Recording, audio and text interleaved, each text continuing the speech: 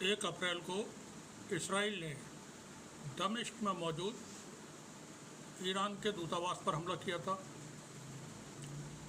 इस हमले के जवाब में 14 अप्रैल को ईरान ने इसराइल के ऊपर 331 ड्रोन और क्रूज मिसाइलों से हमला किया।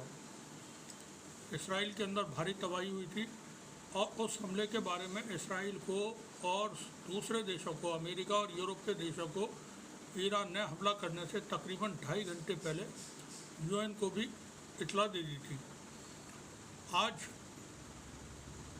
19 अप्रैल को इसराइल की तरफ से कहा गया है और इसकी पुष्टि अमेरिकी 2 अधिकारियों ने की है, बड़े अधिकारियों को, कि इसराइल ने ड्रोन अटैक किया है ईरान के ऊपर। ये जो हम आपको वीडियो दिखा रहे हैं, ये वीडियो उसी हमले का बताया जाता है जो इसराइल ने आज ईरान के ऊपर हमला किया है। ईरान की तरफ से इस पर जो कहा गया है वो बहुत तीखी प्रतिक्रिया उन्होंने कहा है कि अगर ये हमला, वैसे तो उन्होंने इनकार कर दिया कि हमारे यहाँ कोई ऐसा हमला नहीं हुआ है, फिर भी उन्होंने कहा है कि ये हम अब फुल वॉर की तरफ जा रहे हैं और इसराइल ने अगर अपना एग्रेशन नहीं बंद किया तो फिर फुल स्केल वॉर शुरू होगी। ये वीडियो पूरा एक बार और देख लें, हम आपको इसका साउंड भी सुनवाते हैं। इसका साउंड वैसे है नहीं तो आवाज़ आप तक नहीं पहुंचेगी वीडियो की। ये ड्रोन अटैक बताया जाता है जो इसराइल ने किया है ईरान के ऊपर।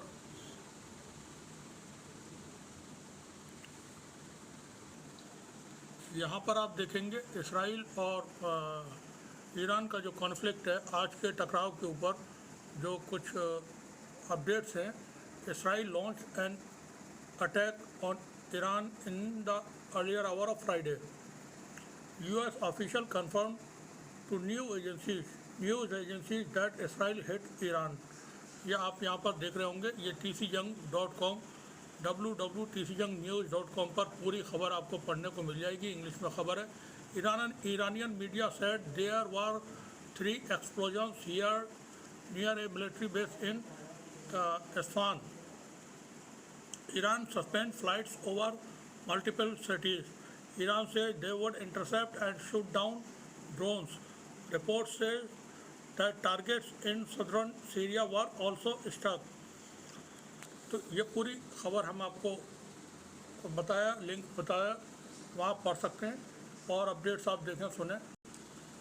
एक अपडेट और दे देते हैं। ये यूएन काउंसिल के अंदर मीटिंग हो रही है जिसमें इसराइल का व्यक्ति जब बोलने के लिए खड़ा होने वाला होता है उससे पहले रशिया के जो डेलीगेशन है वो यूएन से उठ कर के चले जाते हैं। ये यूएन में आज हुआ है। ईरान के साथ जो टकराव चल रहा है उस पर इसराइल को कुछ बोलना था यूएन के अंदर। जब उन्होंने बोलना शुरू किया या बोलना शुरू करने वाले थे, उस दौरान पूरा का पूरा रशियन डेलीगेशन जो था वो यहाँ से चला गया छोड़ करके। यहाँ हम आपको एक वीडियो दिखाने जा रहे हैं। ये वीडियो इसराइल के अंदर का है। ये जो लोग आपको सड़क पर दिखाई दे रहे होंगे, ये तमाम लोग इकट्ठा होकर के जा रहे हैं, नेतन्याहू के मकान की तरफ प्रोटेस्ट कर रहे हैं, नेतन्याहू के ख़िलाफ़। तकरीबन 200 दिन की जंग अब तक हो चुकी है। गाज़ा में जो जंग चल रही है फ़लस्तीन और इसराइल के दरमियान, इन 200 दिन की जंग के दौरान इसराइल अभी तक अपने एक भी हॉस्टेज को नहीं बरामद कर सका है। हमास से वो बरी नहीं करा सका एक को भी, और हमास का जो भी इंफ्रास्ट्रक्चर था, जो भी लीडरशिप है, वो पूरी तरह से कायम है। और जो भी इसराइल ने अब तक नुकसान किए हैं वो पूरी तरह से उन्होंने सिविलियंस को नुकसान किए हैं। ये वीडियो जो हम आपको दिखा रहे हैं ये बगदाद का वीडियो है। यहाँ पर इसराइल के एक मिसाइल को इराक के जो फोर्सेस हैं उन्होंने मार गिराया है और ये आप देखेंगे उनका मिसाइल यहाँ पर इस वक्त खेत में पड़ा हुआ है, जिसको सिक्योरिटी फोर्सेस के लोग देख रहे हैं, अपना मुआयना कर रहे हैं उसको।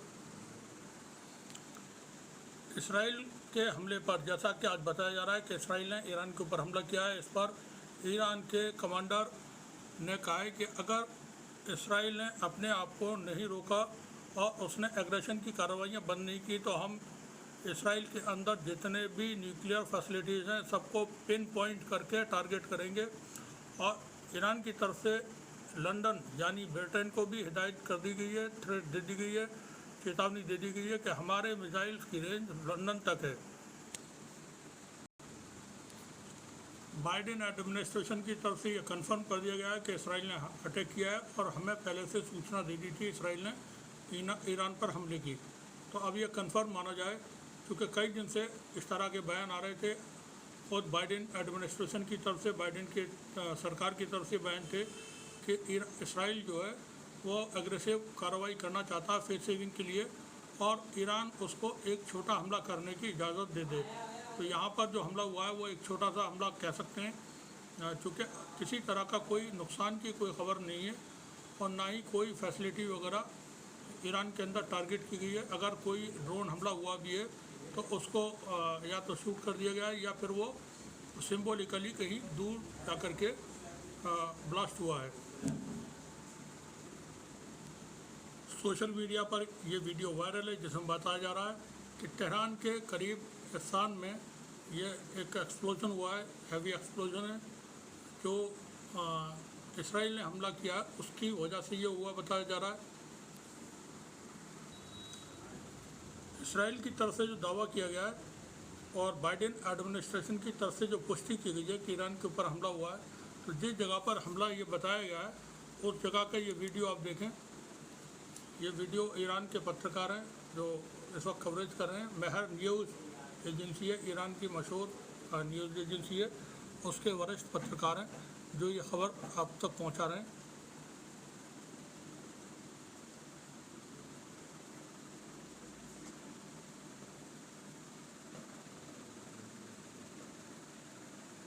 برخی از منابع هم گفته بودن که تأسیسات اسلام مورد هدف قرار گرفته که اون چیزی که ما تحقیق کردیم این اطلاعات غلط بوده و هیچ جایی مورد هدف قرار نگرفته. اصفهان در امنیت و آرامشه و مردم دارن زندگی عادی خودشون رو انجام میدن.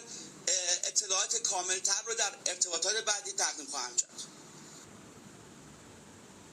यहाँ पर हम आपको एक वीडियो दिखाना जा रहे हैं। इस वीडियो से आप देखें कि किस तरह से फ़लस्तीन एक देश से छोटी सी जगह में तब्दील होकर के रह गया और कब कब क्या क्या हुआ, यहाँ पर आप इन ब्रीफ समझ सकते हैं।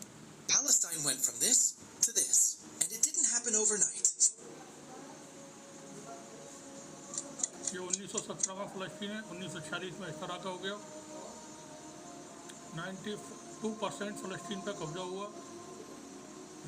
ये यूएन ने पार्टीशन कर दिया 1947 में।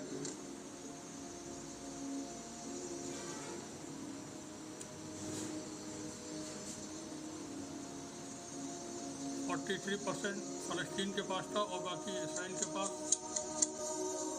ये 1949 में फ़लस्तीन बाकी बचता है। जो ग्रीन एरिया है वो फ़लस्तीन है और जो ब्लू है वो इसराइल है।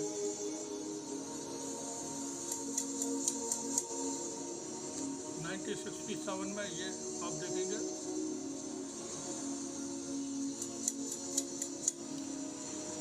95 में कुछ इस तरह से और 2024 में यह फ़लस्तीन जो ग्रीन आप पॉइंट्स कुछ देख रहे हैं वो बाकी बचता है।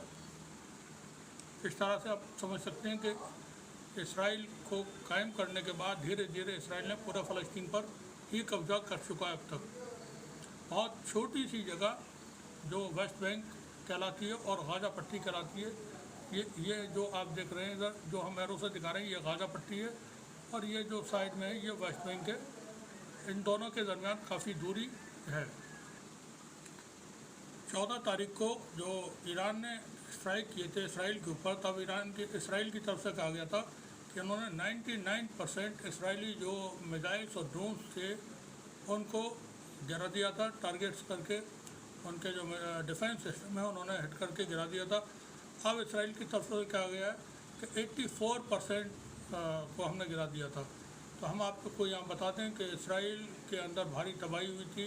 मीडिया उसको चूँकि दबा देता है इस तरह के मामलों को और इसराइल को नहीं चाहते कि उसकी और ज़्यादा बेइज्जती हो। तो जो दुनिया का मीडिया है क्योंकि वहाँ पूरी तरह से सेंशन है, वही ख़बरें इसराइल के अंदर से बाहर आती हैं जो इसराइल की हुकूमत की इसराइल की फ़ोर्स जो IDF है जिनको इजाज़त दे देती है, ताकि मीडिया के लोगों को अंदर जाने की इजाज़त नहीं है। यहाँ तक कि बहुत बड़ी एजेंसी है अल जज़ीरा, उसके लोगों को भी जाने से रोक दिया जाता है, और बाकी CNN वगैरह इनके लोगों को भी नहीं दिया जाता। या सिर्फ सरकार की तरफ से खबर एक उनको दे दी जाती है कि ये आप बता दें लोगों को तक। तो इसराइल के अंदर बहुत तबाही हुई थी। 44 से ज़्यादा लोग उसके मारे गए थे सिर्फ एक ही स्ट्राइक में, और वो हुई थी एक आर्मी बेस पर, मिलिट्री बेस पर। ये ईरानियन नेशनल सिक्योरिटी काउंसिल के चीफ हैं, उन्होंने कंफर्म किया है no external missile attack has occurred. अब यहाँ पर नहीं कह सकते हैं बात सही क्या है, क्योंकि सिर्फ एक छोटा सा वीडियो 36 सेकंड का वीडियो है, वो इसराइल की तरफ से उस वीडियो को पब्लिश किया गया और बताया गया कि हमने ईरान के ऊपर हमला किया है। अभी तक की चंद खबरें जो रिपोर्ट्स थी इसराइल ईरान के कॉन्फ्लिक्ट को लेकर के, वो हमने यहाँ पर बताने की कोशिश की है। एक बार फिर से बता दें कि 1 अप्रैल को इसराइल ने दमिश्क में, सीरिया की राजधानी में, ईरान के दूतावास को टारगेट किया था, जिसके जवाब में ईरान ने 14 अप्रैल को इसराइल के ऊपर बहुत बड़े हमले किए थे। 331 मिसाइल्स और ड्रोन से हमला किया था।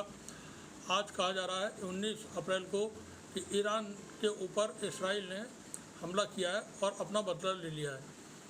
अभी तक इसकी पुष्टि अमेरिका के तरफ से की गई है। बाइडेन की सरकार की तरफ से बाकायदा इस पर कहा गया है कि हमको इसराइल ने पहले बता दिया था कि हम ईरान के ऊपर हमला करने जा रहे हैं।